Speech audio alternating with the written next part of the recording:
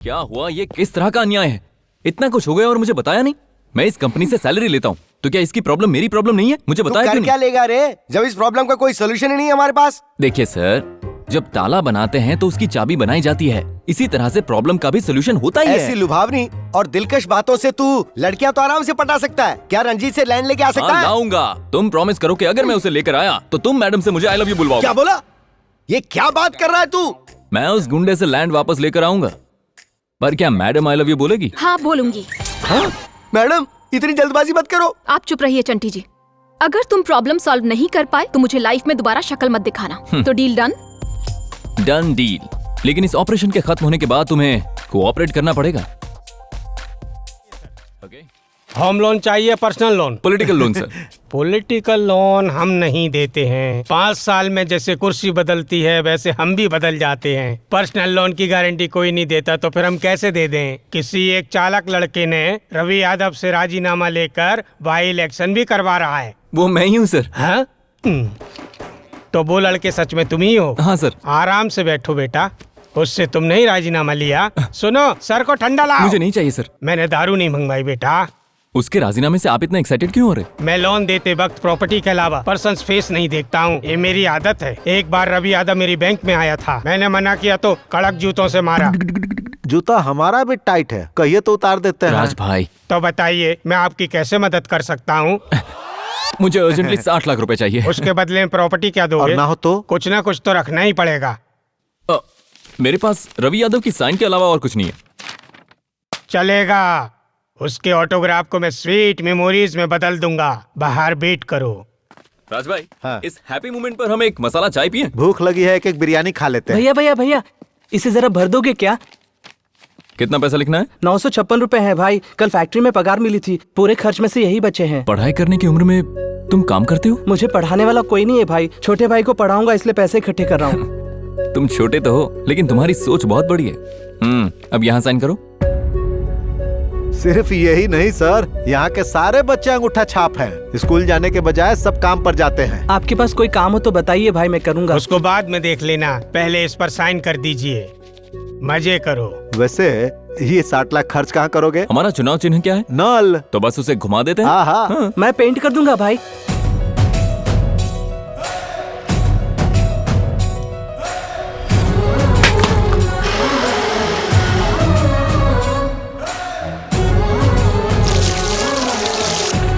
अरे वाह राज भाई, हाँ। अपने वाटर प्लांट की वजह से लोगों की प्यास बुझाने के साथ साथ अपने चुनाव का चिन्ह लोगों के दिल में बस जाएगा। बिल्कुल।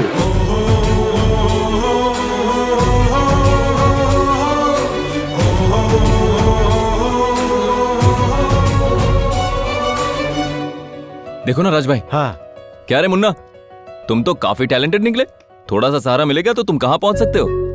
कहाँ जाऊंगा भैया, माँ बर्तन धोने जाती है, बाबा काम पर जाते हैं और मुझे फैक्ट्री जाना पड़ता है। जब तीनों काम करते हैं तो 2 वक्त की रोटी नसीब होती है हमें। मेरी तरह मेरा भाई ना बने, इसलिए उसे स्कूल भेजने के लिए मैं ऊपर का काम करता हूँ भाई। ये लो तुम्हारा खर्चा। दया मत दिखाओ भाई, कोई और काम हो तो बताइए, मैं करूंगा। मैं तुम्हारे काम की कीमत दे रहा हूँ। तुम्हारा कैरेक्टर तो बहुत ऊंचा है। ये लो रख लो। तो फिर मैं इसे एडवांस समझ लेता हूँ भैया।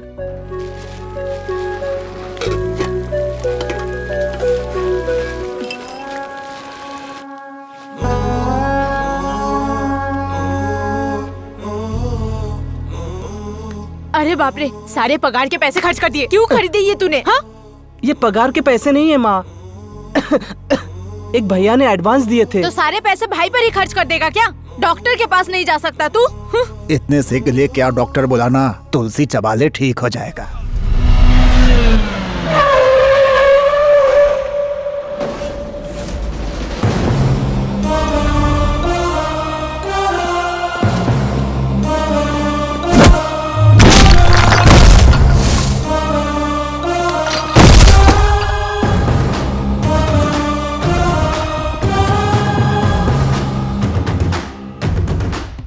अबे तू इंसान ही है ना?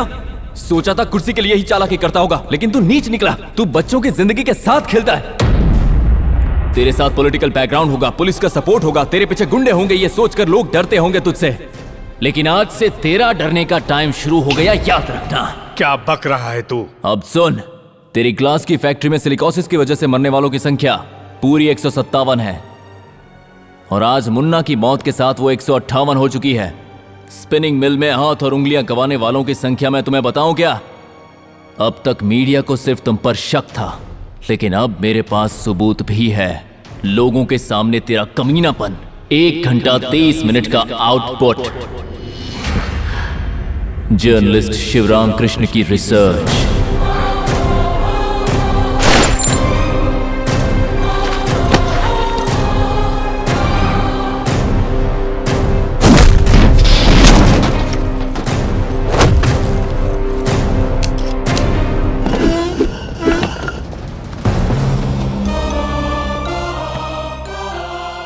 तुमको चाहिए का? बच्चों का फ्यूचर। आज के बाद कोई भी बच्चा तेरी फैक्ट्री में काम नहीं करेगा, और उनकी पढ़ाई के लिए जो भी खर्चा होगा वो सिर्फ और सिर्फ तू भरेगा। अब तो हमसे राजनीति कर रहा है। अभी तक तो मैंने राजनीति करना शुरू भी नहीं किया। अगर शुरू किया तो तू कहीं का नहीं रहेगा रवि यादव। अब मेरी बात ध्यान से सुन। अब तू जिंदगी का मोस्ट इंपॉर्टेंट डिसीजन लेने वाला है। अगर मैंने लीगल एक्शन लिया तो चाइल्ड एक्ट के हिसाब से तुम्हें हर बच्चे को 20,000 पेनल्टी देनी पड़ेगी। तुझे अपनी फैक्ट्री बंद करनी होगी। जर्नलिस्ट के केस में तुझे जेल जाना होगा। और इन सबसे ज्यादा मुझे बच्चों का फ्यूचर इंपॉर्टेंट लगता है। तो बोल, उन्हें पढ़ाएगा या फिर तू जेल जाएगा? Choice is yours.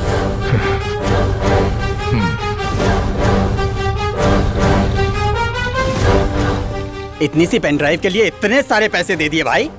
माचिस की तीली भी इतनी ही होती है, लेकिन उसकी गर्मी फसल जला सकती है। हमारे इलेक्शन का टाइम है, उसी तीली की गर्मी की तरह। वो चाहे कितने बच्चों को भी पढ़ा ले, उसे केवल उसके ही घर के वोट मिलेंगे।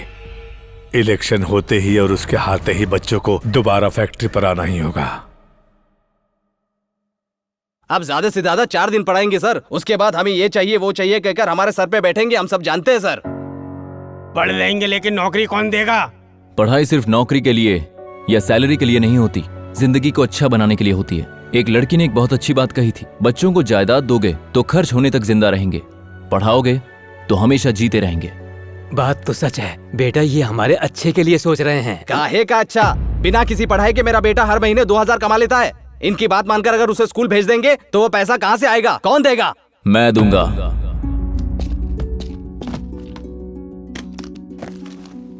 तुम्हारे बच्चे काम पर जाते हैं तो कितना कमाते हैं, उतना ही मैं स्कूल जाने पर दूंगा। मेरा बेटा इसी उम्र में कमा रहा है, ये सोचकर फर्क महसूस मत करो। कल वो जब बड़ा होगा तो सोचेगा कि मेरे बाप की वजह से मेरी जिंदगी बर्बाद हुई। बेकार ही वो आपके लिए नाराज हो जाएगा, तब अफसोस करोगे। जब बच्चे पैदा होते हैं तब हमें माँ बाप का बस नाम मिलता है, लेकिन जब हम उन्हें किसी लायक बनाते हैं तब माँ बाप की जीत होती है। अगर अनाथ बच्चे ऐसा खतरनाक काम करते हैं तो ये उनकी बदनसीबी है। माँ बाप खुद ऐसे काम के लिए भेज रहे हो तो वो तो सरासर पाप है। साहब, भले ही हम एक वक्त तक क्यों न खाए, लेकिन हम अपने बच्चों को स्कूल जरूर भेजेंगे। वो हमारे ही बच्चे हैं, हम उनका भविष्य खराब नहीं करेंगे। हमें कोई पैसा नहीं चाहिए सर, उसे स्कूल में खर्च कीजिए। 1 या 2 नहीं सर, उसकी फैक्ट्री में कुल मिलाकर 3,000 बच्चे हैं। हम सबको पढ़ाएंगे। क्या बोल रहे हो सर? इलेक्शन सर पर है, फिर प्रचार कैसे करेंगे? एमएलए बनने से ज्यादा बच्चों को पढ़ाकर उनकी जिंदगी संवारना और भी अच्छा होता है। हम पढ़ाएंगे, सबको पढ़ाएंगे हम। बापू, ये क्या है? आपका नाम लिखा है। क्या लिखा है उसने? ऐसे देखे जा रहे हो? उसके 2,000 से ज्यादा आज उसके 2 अक्षरों से कितनी खुशी मिल रही है।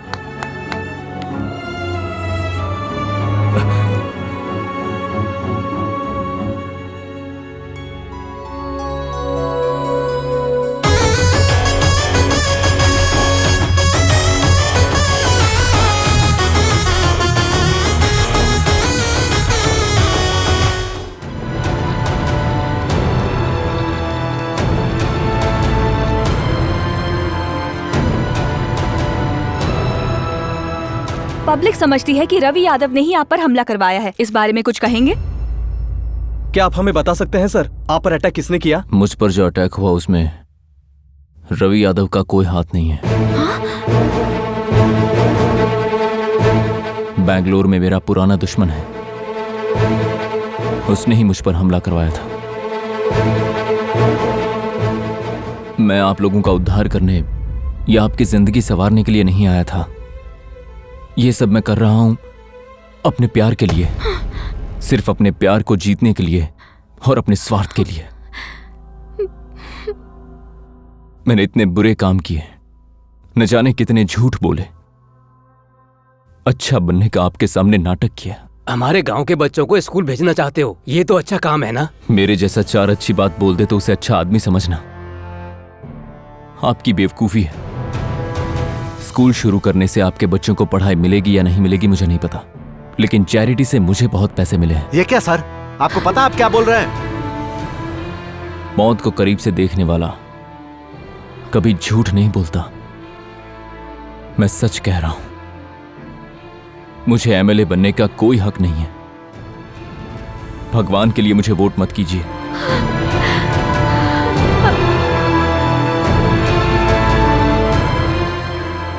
आखिरी बार एक बात बोलता हूं, मैंने आपके विश्वास से खेला है, इसलिए मुझे माफ कर दीजिएगा।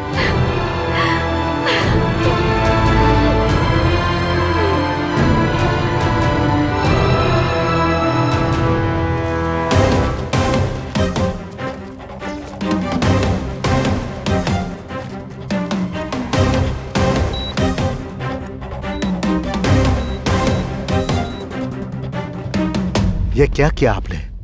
बच्चों के भविष्य के लिए जान से ज्यादा प्यार करने वाली लड़की को ही छोड़ दिया, अपने ऊपर ही इल्जाम लगा लिए। सर, आपके जैसा एमएलए इन गांव वालों को फिर कभी नहीं मिलेगा।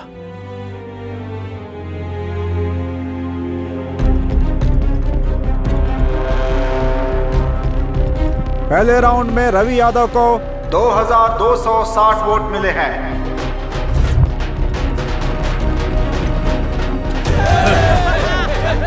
दूसरा राउंड खत्म होते ही 7330 वोट पा चुके रवि यादव खुश हैं।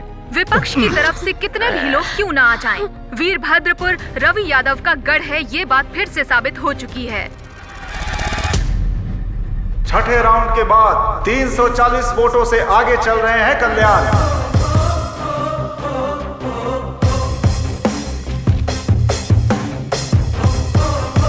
आठवें राउंड के खत्म होने के बाद 12,000 की मेजॉरिटी से आगे चल रहे हैं कल्याण। चलो, सारी मशीनें तोड़ देते हैं।